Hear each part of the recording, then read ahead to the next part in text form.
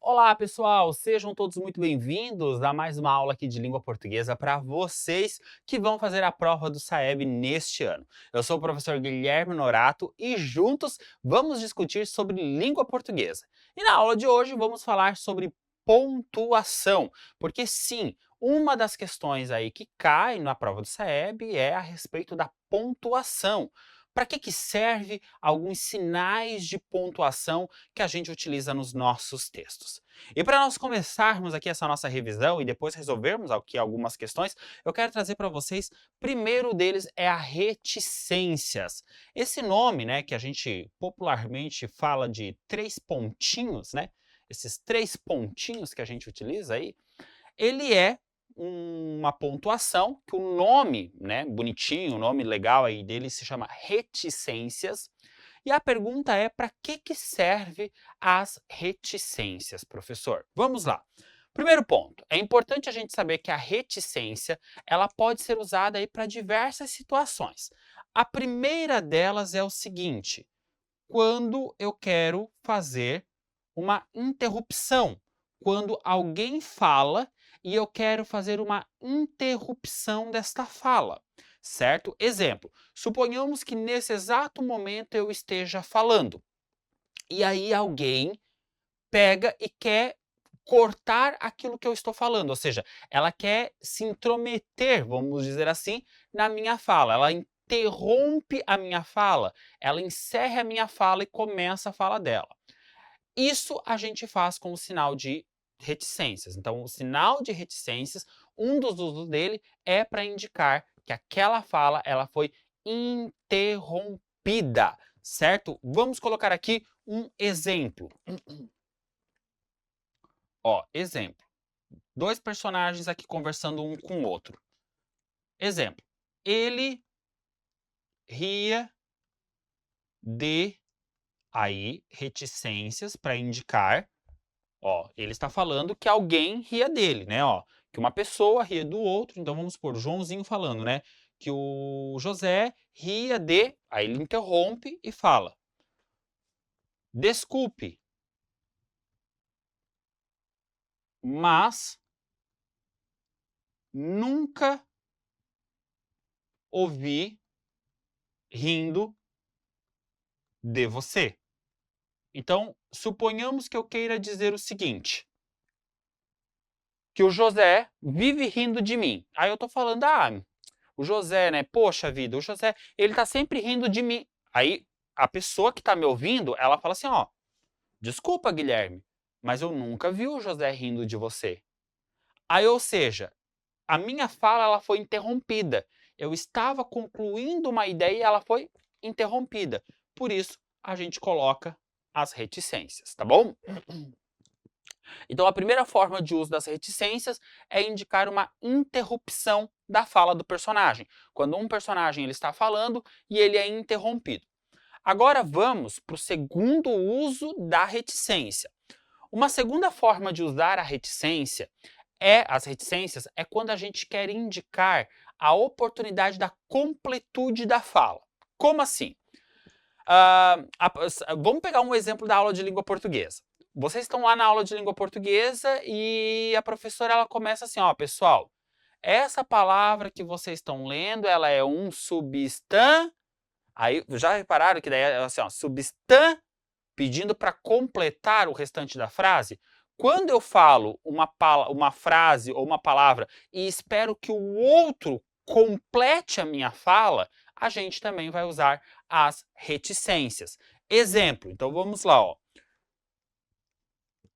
Na aula de língua portuguesa, a professora fala, pessoal, a palavra casa é um substan, ó, substan. Aí, essas reticências aqui, ó, elas não servem para interromper. A fala da professora não está sendo interrompida. A fala da professora agora ela vai ser complementada pelos alunos, porque os alunos vão dizer, tivo. Ó, os alunos vão dizer assim, ó, tivo. Então, quando a professora fala, a palavra casa é um substantivo, aí os alunos falam, tivo, né? Ou seja, eles completam a fala da professora, tá certo?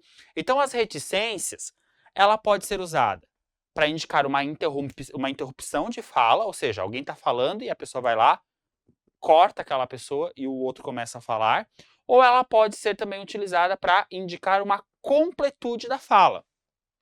O caso aqui, exemplo, substan, aí a pessoa completa, tivo. E é justamente sobre isso que é uma das questões que nós vamos resolver agora. Quer ver? Veja bem. Temos aqui um texto que diz assim, ó, sempre o Juquinha. Aí ele diz, no primeiro dia de aula, a professora explica que vai testar a capacidade de raciocínio das crianças, fazendo-as ligar determinadas características ao animal certo. Chama o Juquinha e começa. Quem pia é, ó, reticências. Quem pia é, e aí o garoto, né, o Joãozinho, o Juquinha diz, peão. Com paciência, a professora diz que é o pintinho da galinha que pia.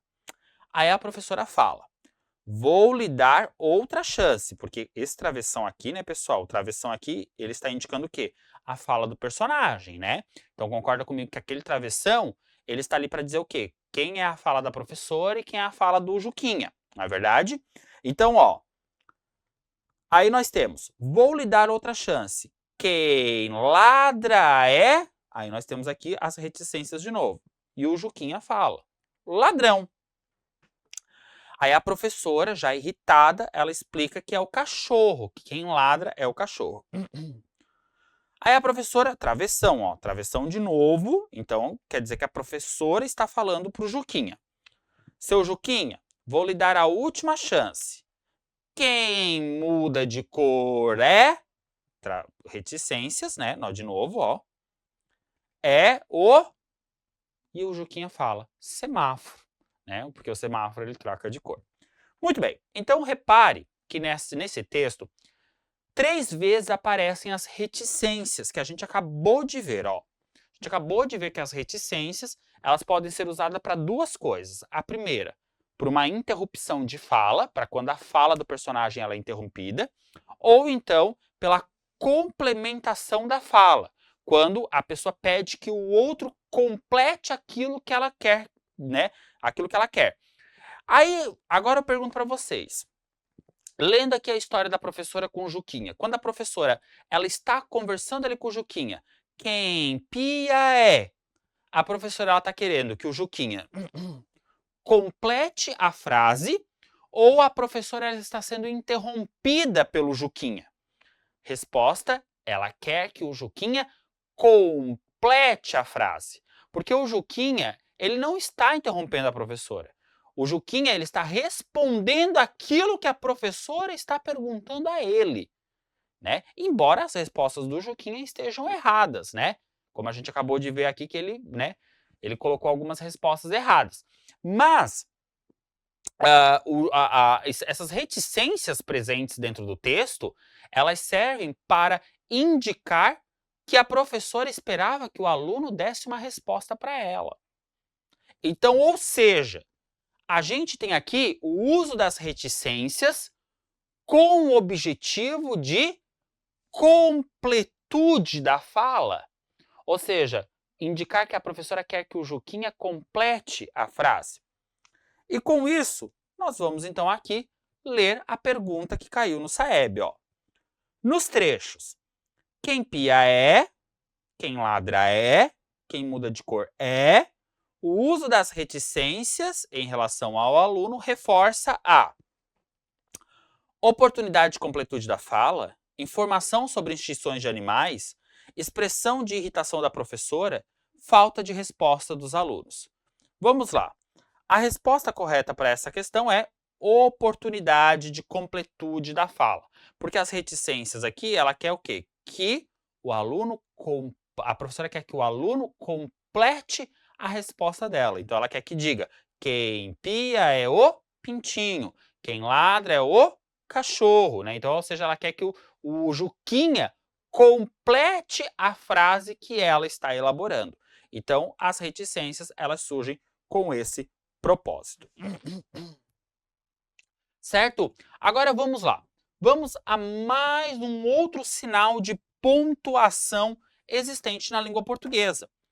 Outro sinal de pontuação existente na língua portuguesa são as aspas, né? E as aspas, vira e mexe, caem aí na prova, nas provas de língua portuguesa do SAEB. E aí é importante a gente saber quando que a gente usa as aspas, né? Professor, para quando é que eu vou utilizar as aspas, né? Então vamos lá. Primeiro ponto. As aspas, elas podem ser utilizadas para muitas coisas, tá? Aqui o nosso objetivo é indicar aquelas principais para vocês saberem. Primeiro ponto. As aspas, elas podem ser utilizadas para indicar um novo significado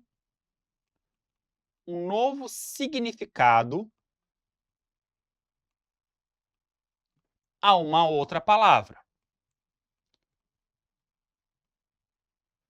Como assim, professor? Eu pego uma palavra, certo? Eu pego uma palavra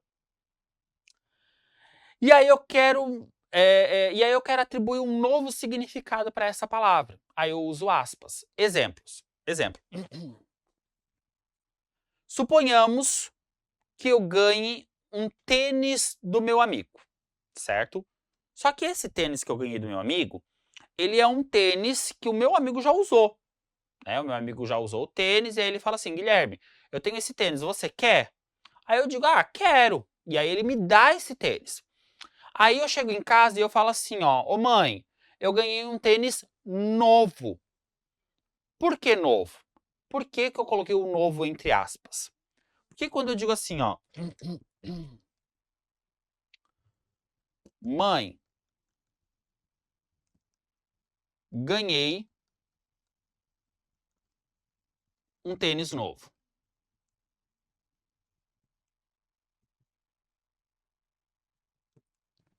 Por que que esse novo, ele aparece aqui entre aspas, dentro dessa história, dentro desse contexto aqui que eu trouxe para vocês? Primeiro ponto. Primeiro ponto. Eu ganhei esse tênis. Então, para mim, ele é novo. Ele é novo, porque ele não fazia parte dos tênis que eu tinha. Então, ele é novo. Só que, ao mesmo tempo, ele não é novo, do ponto de vista ser uma coisa que eu acabei de tirar da loja. Por quê? Porque o meu amigo já usou esse tênis. Então, por isso que o novo está entre aspas. Porque não porque ele é novo no sentido de algo ser inédito para mim. Naquele momento eu estou com aquele tênis, porque eu até então não o tinha.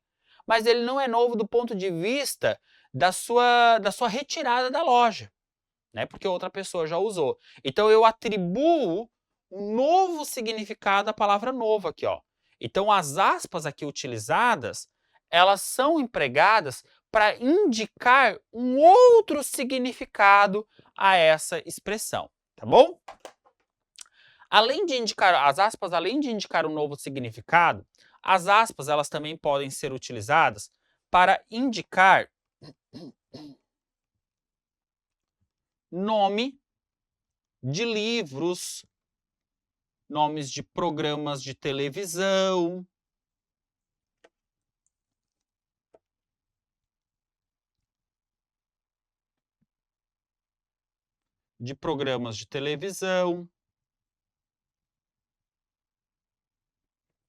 nomes de jornais.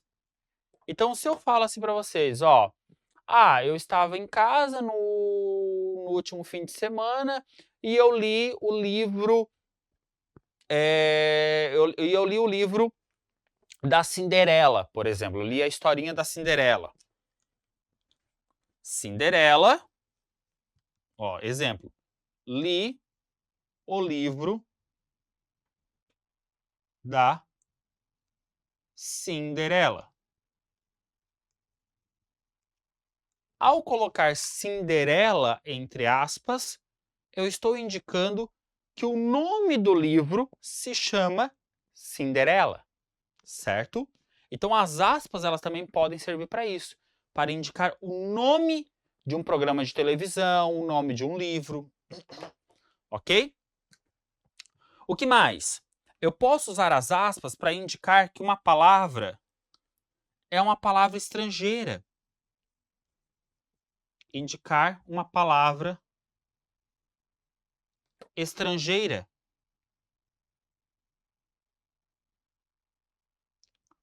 Como assim, professor, indicar uma palavra estrangeira? Quando eu pego uma palavra lá da língua inglesa, uma palavra lá da língua espanhola, e eu trago ela para dentro do meu texto, e em português, eu preciso colocá-la entre aspas. Exemplo. Vi minha best friend. Vi minha best friend. Best friend, que é uma expressão em inglês, foi colocada entre aspas. Para quê? Para indicar que aquela palavra é uma palavra de língua inglesa.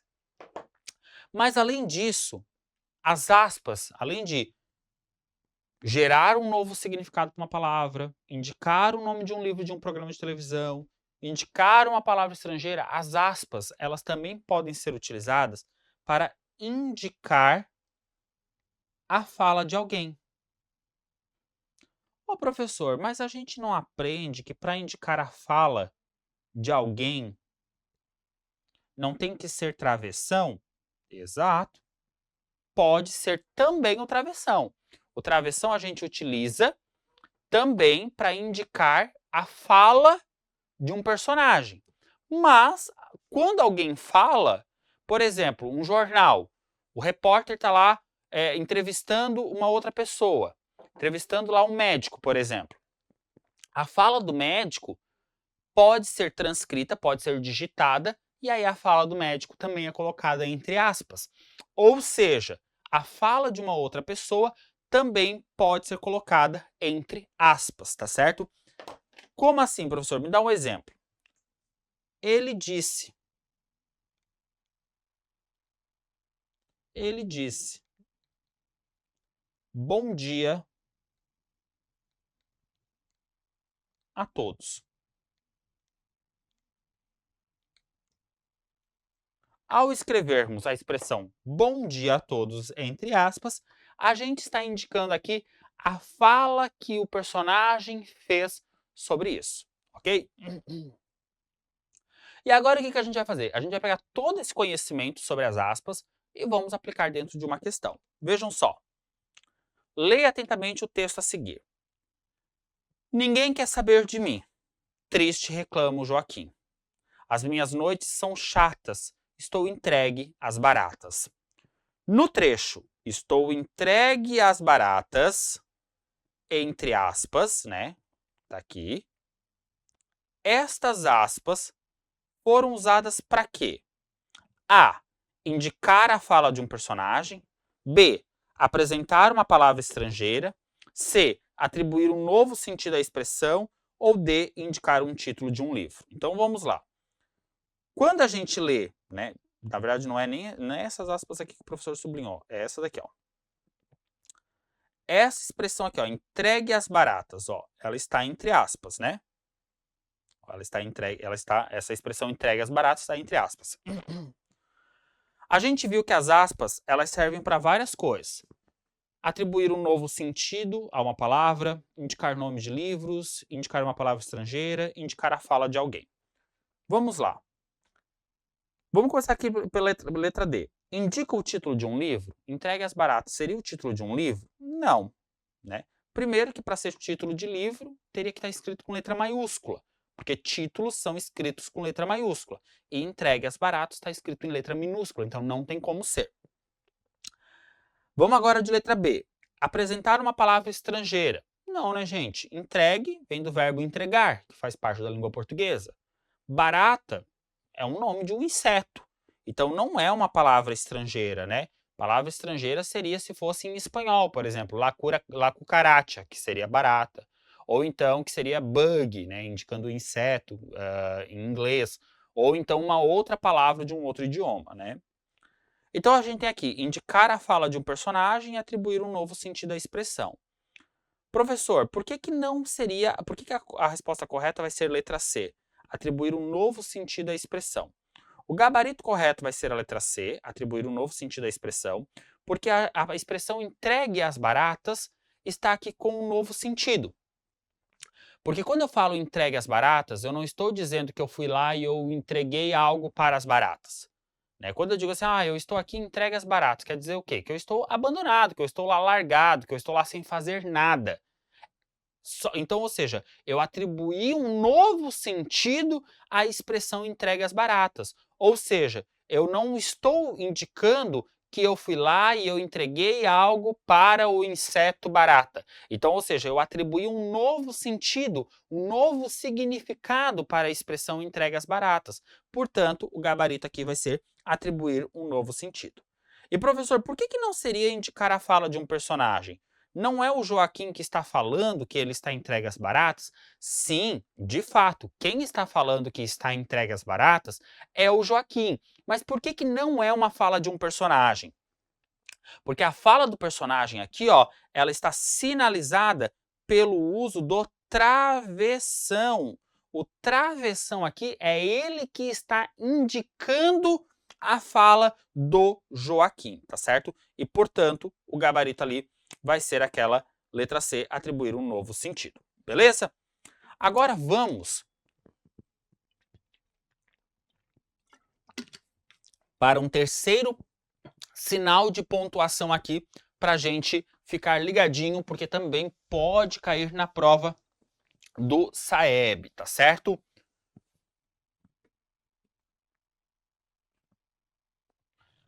Que é a respeito do ponto de interrogação.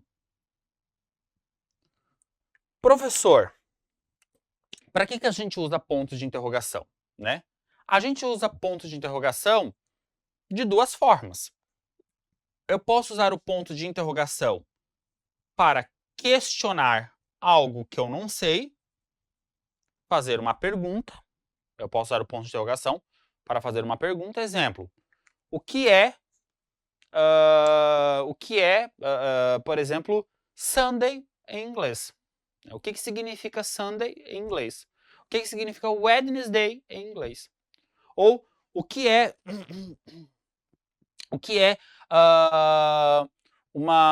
um arranha-céu?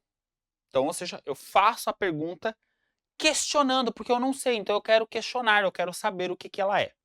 Tá bom? Mas, então eu até vou colocar aqui um exemplo, ó. O que é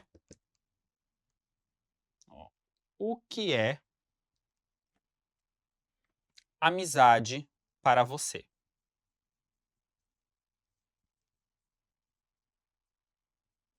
Observe que o ponto de interrogação que eu uso aqui, ele é um ponto de interrogação que serve para questionar. Porque eu quero saber o que você entende por amizade. Tá bom? Mas, além de questionar, o ponto de interrogação, ele também serve para desafiar.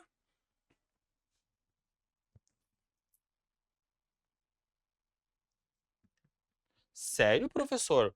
O ponto de interrogação eu posso usar para desafiar? Sim. Quando eu digo alguma coisa, alguém rebate e eu falo assim, ó, como é que é? Ou seja, esse como é que é não é um questionamento, é um desafio. Ou então no sentido assim, ó, e aí, vai encarar? Quando eu digo e aí, vai encarar? Isso também é um ponto de interrogação sendo usado para desafiar. E não para perguntar, não para questionar. E é justamente isso o tópico da pergunta aqui, ó, quer ver? Leia atentamente o texto a seguir. As baratas estão na Terra há mais de 20 milhões de anos. Sobrevivem tanto no deserto como nos polos e podem ficar até 30 dias sem comer. Vai encarar?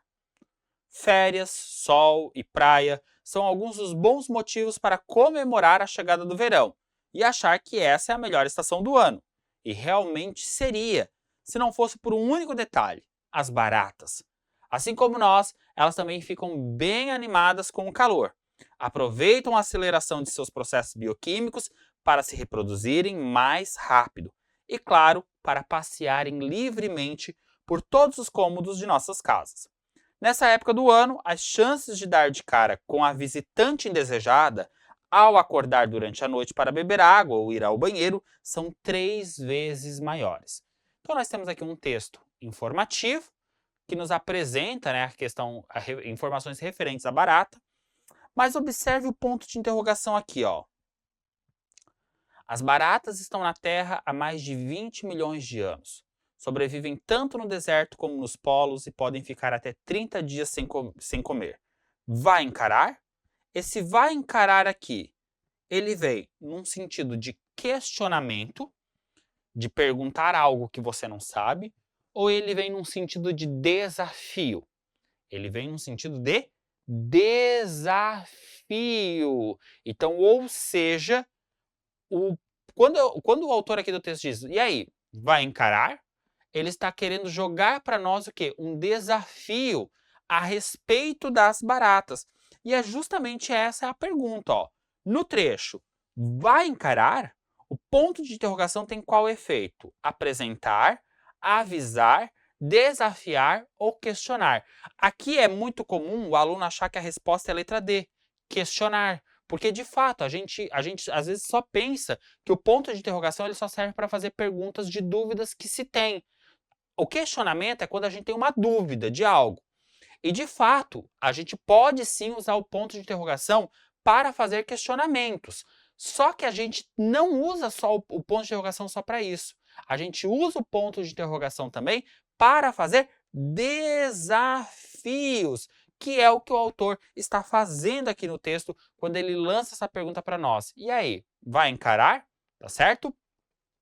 Com isso, pessoal, a gente encerra aí mais uma aula de mobilização SAEB para vocês, onde nós estudamos aí, né, alguns sinais de pontuação, como as aspas, as reticências, o ponto de interrogação, que são aí perguntas que estão sempre presentes na prova do SAEB, tá certo? Bons estudos para vocês e, claro, a gente se encontra na nossa próxima aula de língua portuguesa. Valeu!